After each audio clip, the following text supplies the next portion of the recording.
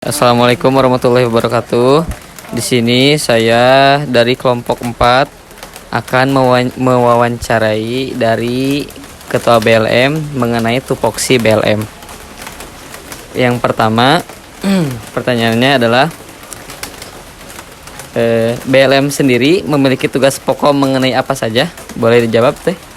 Oke, untuk BLM itu BLM memiliki empat fungsi, yaitu yang pertama itu fungsi legislasi, yang kedua itu fungsi anggaran, lalu pengawasan sama aspirasi. Jadi di sini tugas kami itu menjembatani teman-teman Ormawa, teman-teman mahasiswa Fakultas Teknik untuk hubungan antara mahasiswa dengan pihak fakultas. Karena di sini BLM itu tingkat fakultas, jadi kami hanya menjembatani ke tingkat fakultas saja. Untuk tingkat selanjutnya diurusi oleh tingkat yang lebih tinggi lagi, yaitu DPMKM. Untuk tugas lainnya kami sudah memaparkan, biasanya BLM paparkan di awal periode kami, seperti tugas-tugas yang sudah dirincikan ke dalam program kerja.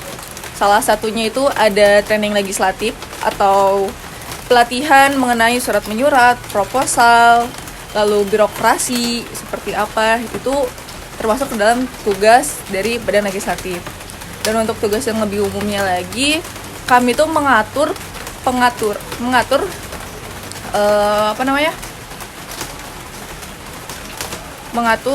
peraturan-peraturan yang ada di Fakultas Teknik ini yang berhubungan dengan kemahasiswaan dan kefakultasan, seperti itu. Oke, baik. Pertanyaan yang kedua, boleh? Ya, untuk pertanyaan kedua, upaya apa yang akan dilakukan BLM agar tetap eksis dan menjalankan fungsinya secara optimal? Untuk menjaga eksistensi dari BLM itu sendiri, kami mengusahakan dalam segala hal bagaimana caranya biar kami ini dapat dikenali oleh orang-orang, khususnya oleh Fakultas Teknik itu sendiri, untuk mahasiswa Fakultas Teknik. Seperti contohnya itu menghadiri berbagai kegiatan, terus menepati undangan-undangan yang dilakukan oleh teman-teman Ormawa. Misalkan dari himpunan informatika kan ya? Ya. Dari informatika ada undangan nih ke Badan Legislatif Mahasiswa, ataupun ada pemberitahuan kegiatan ke Badan Legislatif Mahasiswa. Nah kan di kami ini ada komisi kepengawasan, sesuai dari fungsi BLM itu, yaitu sebagai pengawas, sebagai kepengawasan. Jika misalkan kalian ada pemberitahuan kegiatan kepada kami, di situ kami turut menjaga kegiatan tersebut, turut mengontrol kegiatan tersebut agar kegiatan tersebut tuh lancar gitu. Dan kami ada di lokasi untuk melihat secara langsung, jadi tidak dipantau secara laporan kerja saja, tapi secara turun ke lapangan juga kita turut memantau. Di situ juga udah ada tuh eksistensi dari BLM. Jadi kami tuh mengusahakan untuk selalu ada untuk Ormawa Teknik, selalu hadir di berbagai kegiatan yang dilakukan oleh Ormawa Teknik. Seperti itu. Baik, itu untuk nomor 2. Selanjutnya nomor 3. Pertanyaan ketiga, bagaimana cara BLM melaksanakan tugasnya tanpa membuat pihak lain merasa tanggung jawabnya diintervensi? Kembali lagi ya, kita ini BLM gitu, Badan Legislatif, lembaga yang mengatur peraturan-peraturan, keputusan-keputusan yang ada di Fakultas Teknik. Otomatis kami juga di sini harus mengertilah kepada ormawa-ormawa yang kami bawahi semuanya, karena BLM itu berada di tingkat teratas di organisasi mahasiswa, termasuk unit juga. Karena di kita kan ada organisasi mahasiswa dengan ada unit kemahasiswaan atau UKM. Jadi kita setiap dalam pengambilan keputusan, jikalau memang keputusan tersebut melibatkan berbagai lapisan mahasiswa, berbagai ormawa, itu kami biasanya mengadakan rapat koordinasi terlebih dahulu. Fungsinya untuk menyatukan suara gitu. Jadi dari teman-teman ormawa enaknya seperti apa, dan dari BLM baiknya seperti apa gitu. Jadi biar nggak ada kita ini menegakkan hukum itu atas dasar keinginan BLM sendiri misalkan, atau enggak atas peraturan yang memang yang kami jadikan acuan.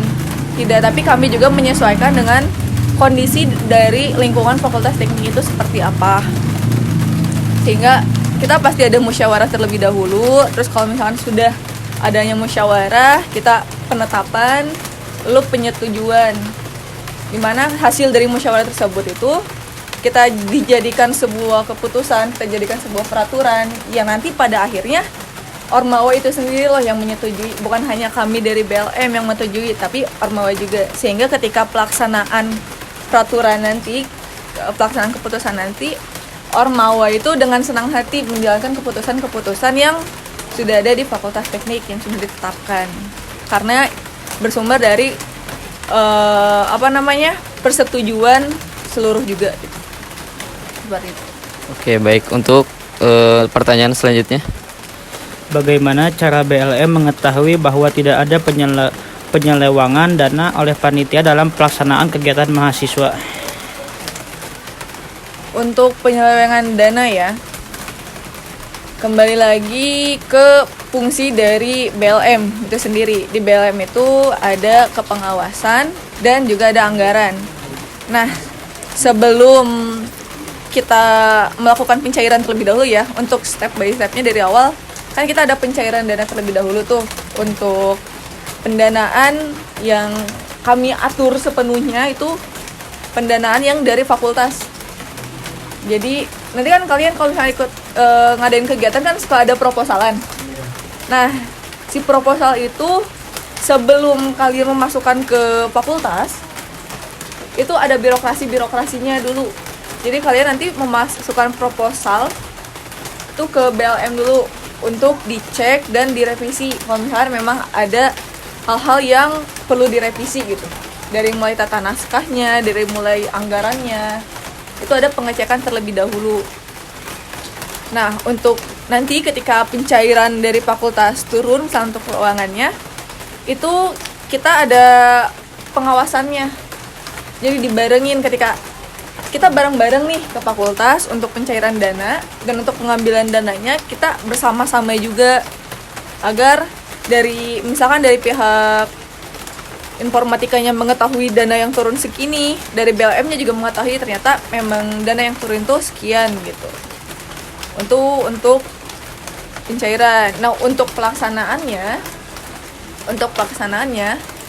BLM itu berkoordinasi dengan ketua. Jadi mengecek apakah dana yang diberikan dari fakultas ini digunakan dengan tepat atau ada hal lain atau penyelewengan itulah gitu. Jadi kita di situ berkoordinasi antara BLM dengan ketua pelaksana dan ketua himpunannya kayak gitu. Terus nanti juga itu untuk di pertengahan ya, untuk ketika kegiatan tersebut berjalan, kita tetap ada koordinasi mengenai anggaran.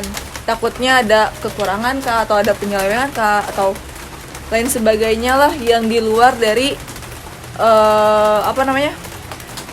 pemikiran kita sebelumnya gitu, perencanaan kita sebelumnya. Nah, untuk selanjutnya di akhir kegiatan, kalau misalkan kegiatannya sudah selesai, kita tetap ada pemantauan juga. Jadi pemantauan kita tuh di awal, pertengahan, atau selama kegiatan sama akhir kegiatan. Nanti di akhir kegiatan tuh ormawa itu, para mahasiswa itu diminta laporan pertanggungjawaban.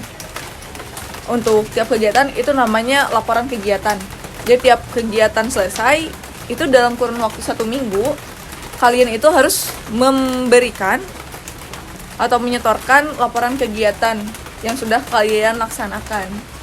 Nah, di situ kita lihat di bagian anggarannya, anggaran yang dari fakultas ini apakah terpakai semuanya atau ada sisa. Kalau misalkan ada sisa, ini sisanya sesuai kesepakatan dari pelaksana seperti apa. Itu kita BLM harus mengetahuinya gitu secara pasti, agar terhindarlah dari uang-uang yang entah kemana gitu, keuangan tersebut. Jadi akhirnya ada di LK, dan nanti di akhir periode itu ada LPJ. Jadi LPJ itu rangkuman dari LK-LK yang sudah kalian setorkan ke kami.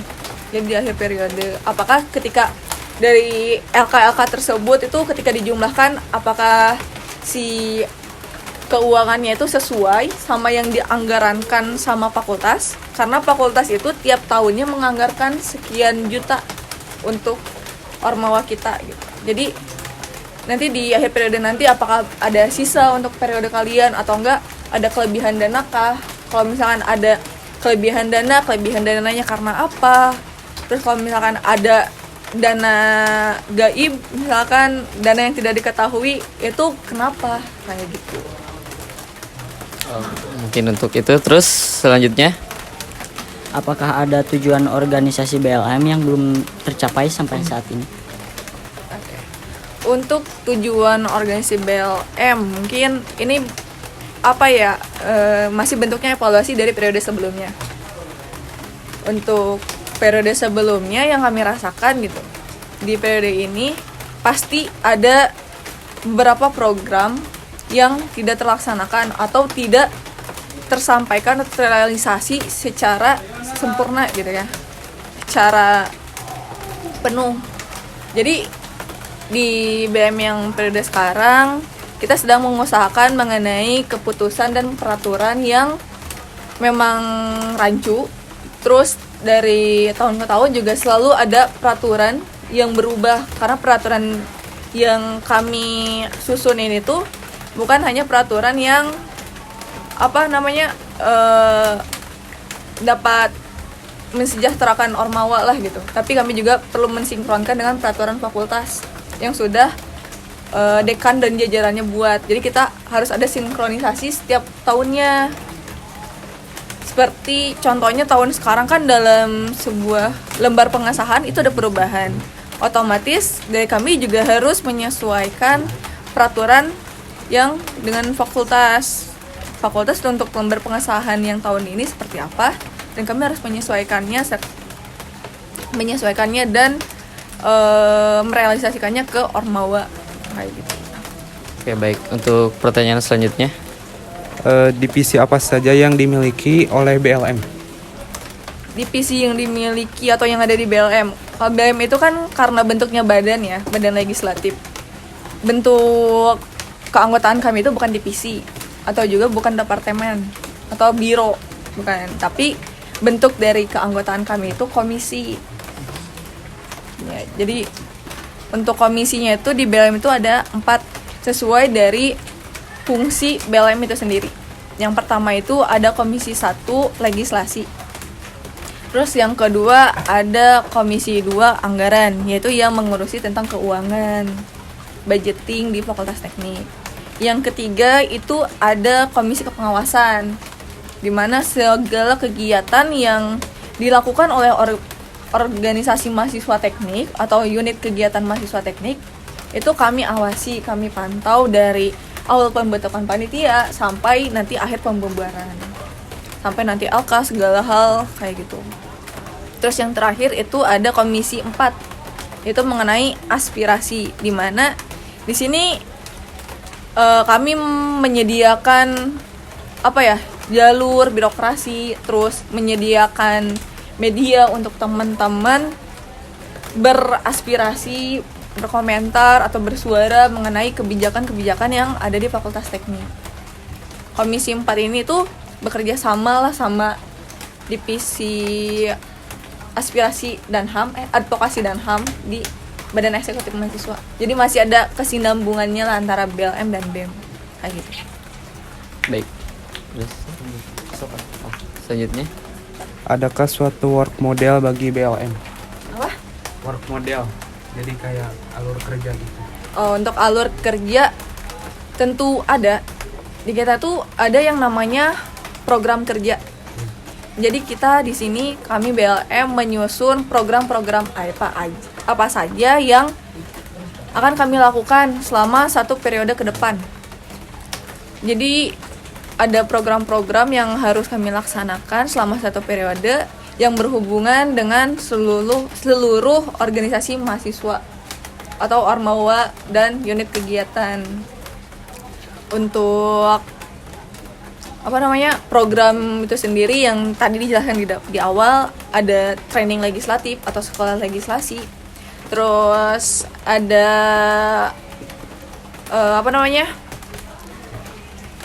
penyusunan atau penyusunan kepanitiaan sospak, terus ada kepengawasan kegiatan, terus ada rapat kerja, rapat koordinator. Jadi hal-hal, kami ada banyak program lah untuk BLM periode ini, dan untuk periode ke belakang juga pasti ada program-program kayak gitu. Jadi kami itu bergerak tidak hanya sebatas melihat dari fungsi kami saja gitu, tapi kami juga ada tuntutan dari program yang harus kami laksanakan agar si Ormawa di teknik ini tuh dapat berjalan dengan baik. Namun untuk waktunya kami di sini lebih kondisional. Kalau dari UKM, HMJ kan itu lebih jelas kan waktunya, misalkan bulan ini kita ngapain, di tanggal berapa, bulan berapa. Nah kalau BLM itu lebih ke kondisional, karena fungsi kami tersebut yang memang tidak menentulah. Kami menyesuaikan dengan teman-teman Ormawa, teman-teman unit kegiatan. Kalian kegiatannya apa saja, terus misalkan ada undangan kepada kami, ya itu termasuk ke dalam program kami. Itu program kepengawasan, seperti itu. Baik. Pertanyaannya? Kuasa apa saja yang dimiliki oleh BLM di kampus ini? Gimana sih? Kuasa. Kuasa apa saja yang dimiliki sama BLM? Iya. Di sini kita di sini mengatur keputusan-keputusan dan peraturan seperti tata naskah, penyusunan proposal, pengajuan proposal, terus birokrasi yang ada di Fakultas Teknik. Seperti tadi yang dijelaskan, sebelum kalian langsung berhubungan dengan Fakultas Teknik, dengan dekan dan jajarannya, kalian ini ada koordinasi terlebih dahulu kepada BLM. Jadi untuk sedikit menjelaskan mengenai birokrasi. Jadi kalau misalkan kalian datangnya dari himpunan, misalkan himpunan informatika, Himatip. Berarti dari Himatip tuh kalian harus ke BEM. Dari BEM ke BLM, nanti dari BLM baru ke fakultas. Nah, yang mengaturnya itu kami gitu. Ketika kalian menghubungi langsung pihak fakultas, kami di situ wajib mengetahui kenapa kalian langsung menghubungi fakultas tanpa menghubungi BEM dan BLM terlebih dahulu. Karena itu udah melangkahi birokrasi yang sudah ada di Fakultas Teknik. Kayak gitu. Terus kami juga mengatur dari kinerja Ormawa itu sendiri. Misalkan apakah di tengah periode ini kalian ada penurunan kinerja, atau bagaimana kalau misalkan ada penurunan kinerja, kami wajib mengetahuinya penurunannya karena apa, seperti apa. Biasanya kami itu di sini ada yang namanya evaluasi selama triwulan, semester, sama nanti di akhir periode sebelum kepengurusan yang periode saat ini selesai gitu.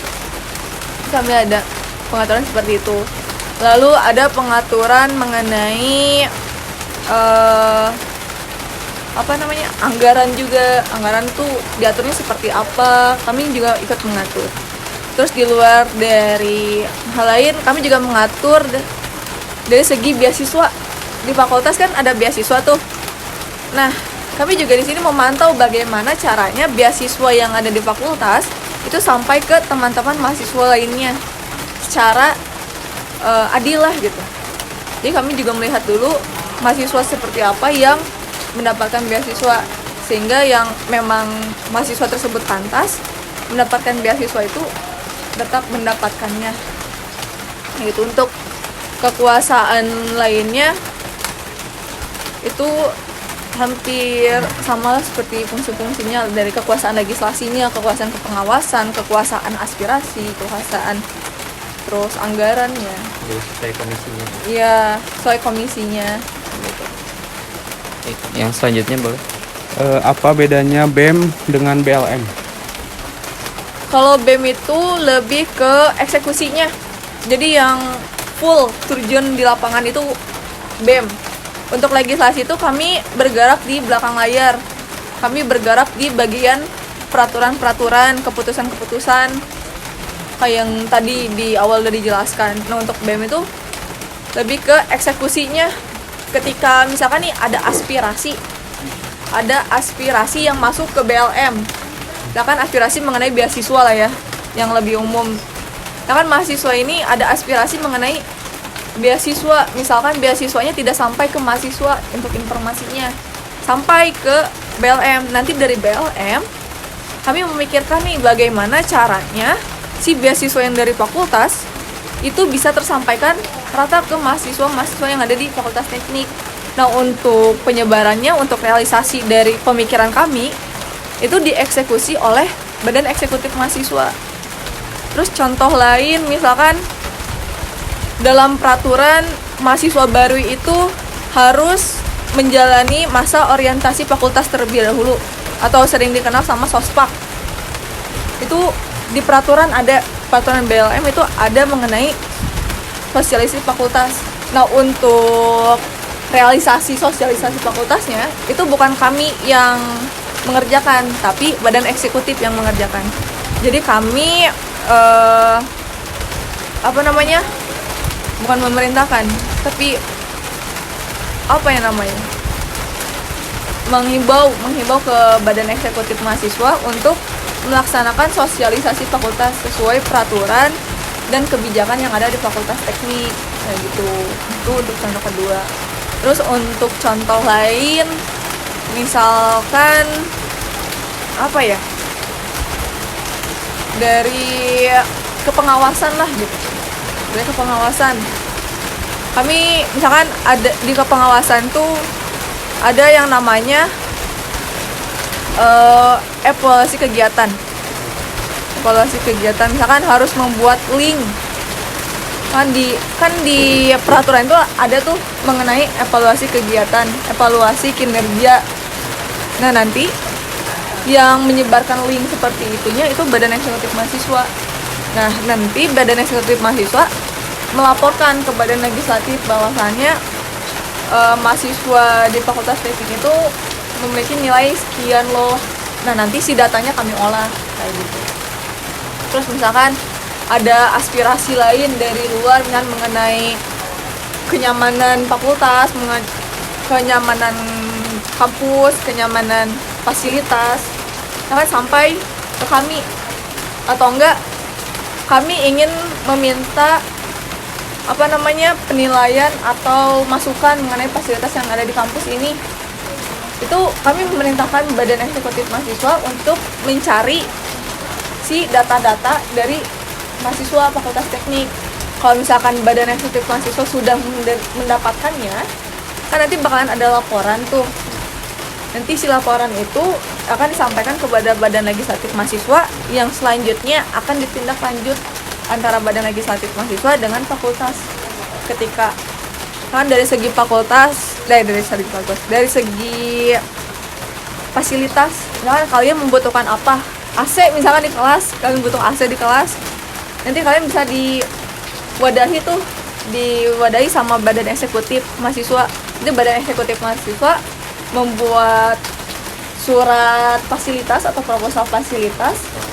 Nah, nanti dari BEM tuh akan dikasihkan nih ke BLM. Nanti sama BLM akan diajukan lagi ke fakultas. Nanti di fakultas misalkan udah ada nih untuk AC sekian unit. Nanti sama BLM tampung tuh. Nah, buat disebarkannya itu sama fakultas, sama Badan Eksekutif Mahasiswa. Nanti dicek ini itu. Cuman untuk pemasangan kayak gitunya kan tetap sama fakultas. Cuman nanti dieksekusinya lah. Jadi secara singkatnya, legislatif tuh ya hanya mengatur aja gitu, mengatur, memantau kebijakan-kebijakan yang fakultas, dan yang mengeksekusinya, yang mengerjakannya itu BEM kayak gitu. Jadi ketika BEM kalian yang melaksanakan, kami ada di situ untuk memantau kalian kayak gitu. Oke, baik. Untuk pertanyaan selanjutnya boleh? Ya, syarat apa saja yang diperlukan untuk menjadi bagian dari organisasi BLM? Untuk syarat menjadi kepengurusan BLM itu sudah tertera di ADART. Untuk salah satunya itu kalian itu wajib mengikuti himpunan terlebih dahulu. Jadi kalian yang kalau sipil sampai industri kan memang seluruh mahasiswanya ikut himpunan ya. Iya, harusnya. Beda sama himatip yang ada yang ikut himpunan, ada yang enggak kan. Nah, kalian kalau misalkan ingin masuk BLM, kalian itu harus mengikuti kaderisasi fakultas terlebih dahulu, terus kaderisasi himpunan kalian terlebih dahulu, lalu terdaftar atau memiliki SK kepengurusan selama 1 periode. Kalau misalkan kalian sudah memiliki SK kepengurusan di himpunan kalian, terus di periode selanjutnya kalian ingin masuk BLM, itu bisa. Itu salah satu syaratnya. Terus untuk syarat lainnya, kalian itu harus mengetahui tupoksi, fungsi, tujuan dari Badan Legislatif Mahasiswa itu sendiri. Kayak gitu. Jadi gak sembarangan ya. Iya, jadi nggak sembarangan mahasiswa bisa masuk ke BLM. Kayak UKM. Iya. Misalkan kalian aktif di UKM nih, tapi himpunan kalian nggak ikutan. Kan ada tuh orang yang kayak gitu. Terus periode selanjutnya kalian mau masuk ke BLM, itu nggak bisa. Soalnya kalian nggak punya syarat wajibnya. Itu syarat wajibnya SK. punya SK himpunan terlebih dahulu. Jadi terus jadi keanggotaan dari himatip dulu ya. Iya. Tingkat berapa itu? Kalau BLM itu biasanya di tingkat 3 dan 4. Jadi untuk tingkat 1 sama tingkat 2 itu kalian fokus himpunan. Kalian bakalan digodok lah ya sama himpunan, bakal diajarkan sama himpunan bagaimana jadi mahasiswa organisator seperti apa, mahasiswa yang bertanggung jawab seperti apa, terus sikap sifat mahasiswa seperti apa. Hingga nanti pas kalian masuk BLM, kalian itu udah mengetahui lingkup dunia kemahasiswaan itu seperti apa.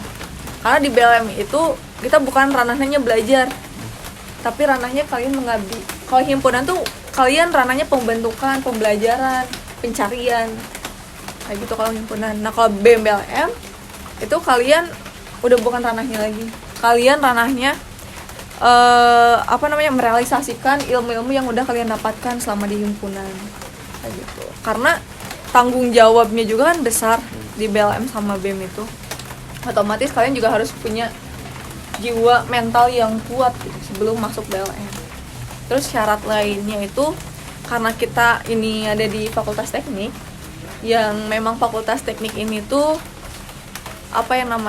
sensitif lah dengan kata eksternal.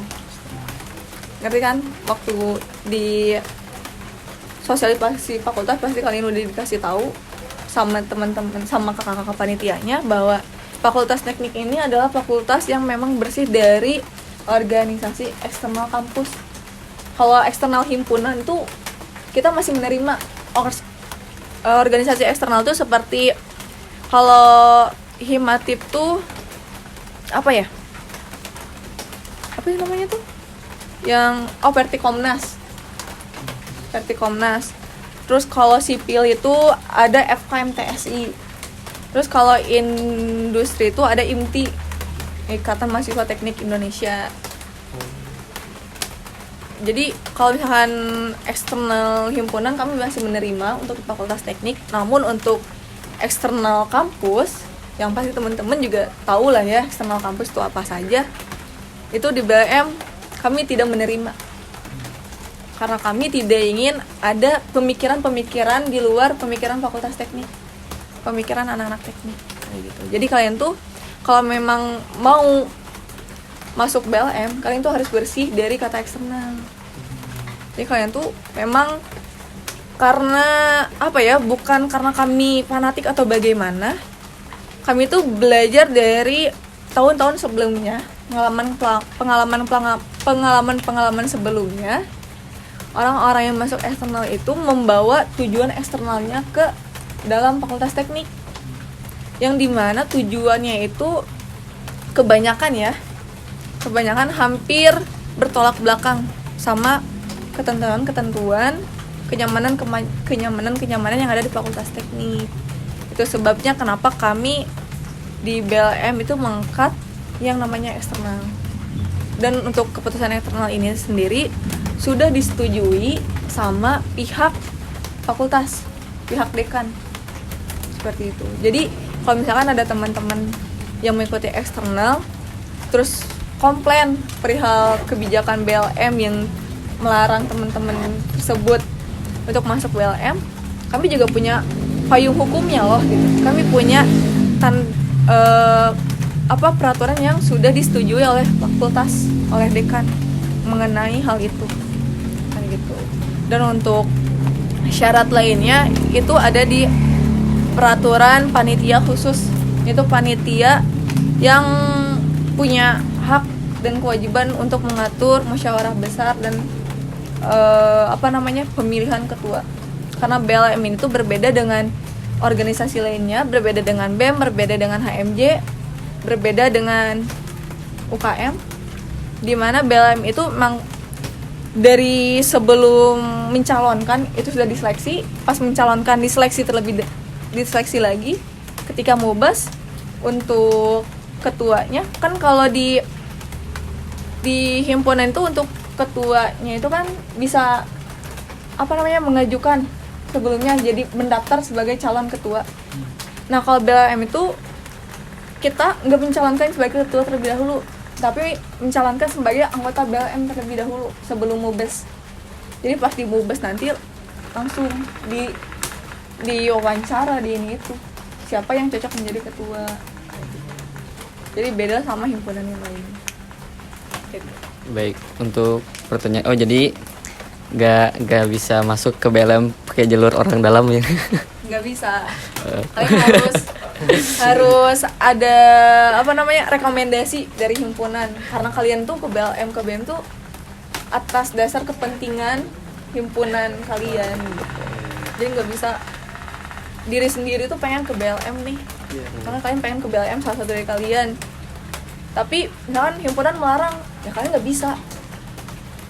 Kalaupun kalian kekeh pengen masuk BLM terus dilarang sama himpunan, kalian tidak diperbolehkan, ya berarti gimana caranya strategi kalian untuk bisa mendapatkan kepercayaan himpunan biar kalian tuh bisa masuk BLM.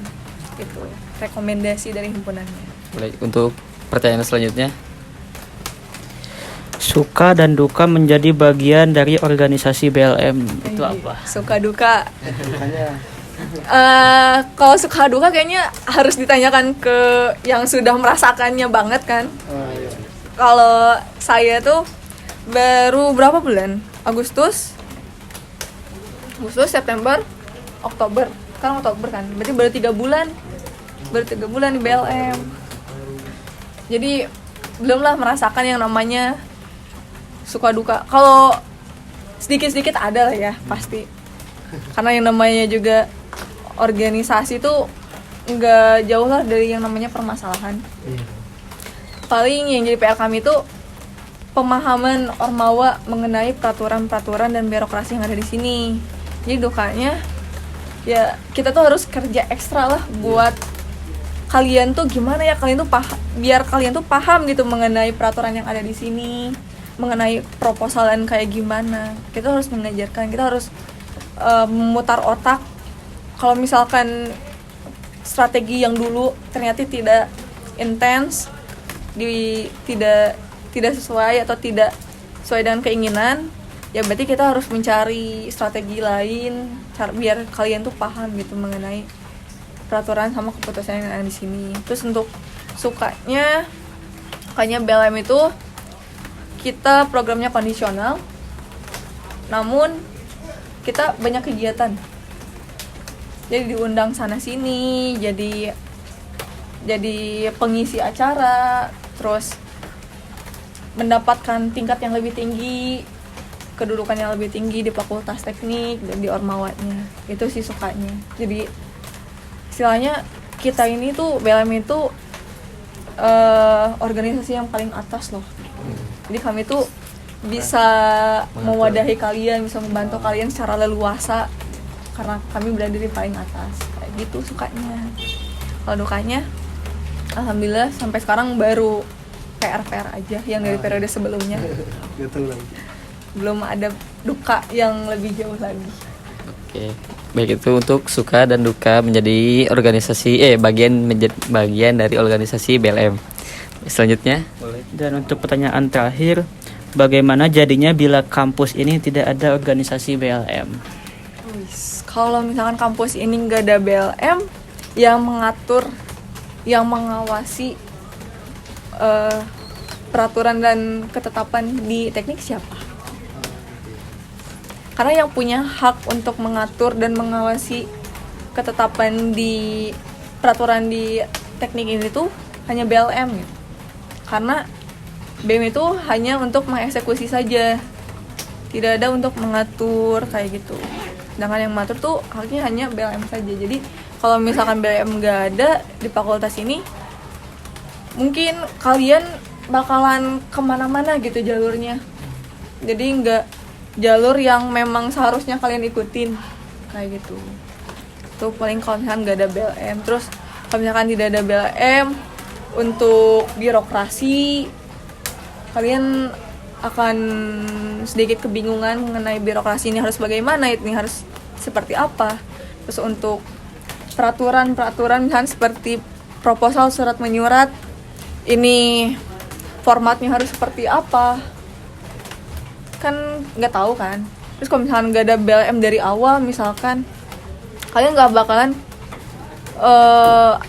punya payung hukum lah secara jelasnya seperti apa. Karena kami di sini BLM, kalau di struktural kepanitiaan kami sebagai penasehat teman-teman ormawa, teman-teman mahasiswa ketika mau melaksanakan kegiatan atau berkegiatan di Fakultas Teknik kayak gitu. oke baik. Jadi seperti programmer meren ya kalau BLM itu. Jadi menanamkan sebagian perintah terhadap komputer jadi bergerak. Oke, baik, terima kasih kepada Teh Milka sebagai Ketua BLM. Mungkin cukup sekian wawancara hari ini. Wassalamualaikum warahmatullahi wabarakatuh. Waalaikumsalam.